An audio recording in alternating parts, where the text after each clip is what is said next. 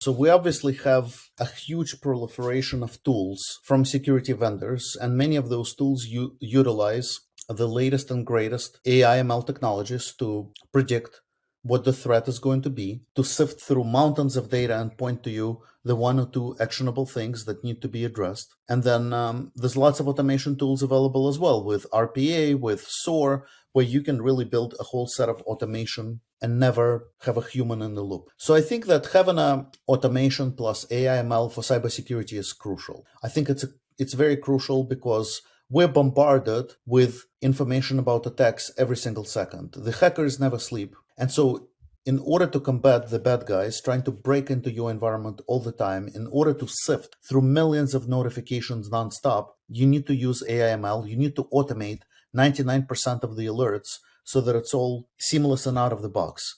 But just like you have an autopilot on a plane, when you reach a cruising altitude, the pilot turns on an autopilot and the plane flies by itself.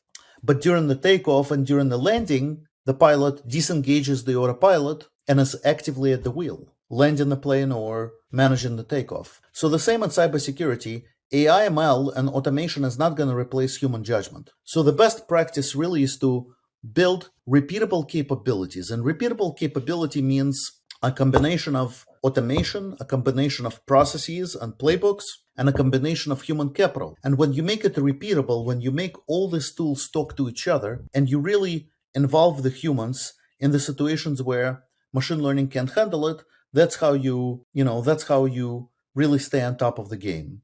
You don't want to always trust the AML judgments because the limitations. You always want to have a human judgment in a loop, but you also don't want to apply the human judgment in 99% of the cases because then the humans are going to get overloaded and going to make mistakes. So I think really an autopilot analogy on a planes would be a good comparison to make. 99% of the time an autopilot is engaged, but in critical situations where maybe there's a thunderstorm or you need to take off or you need to land the plane, that's where the human comes in. And everything is regimented. Everything is done through rigorous processes and playbooks, and people follow them very carefully and very rigorously.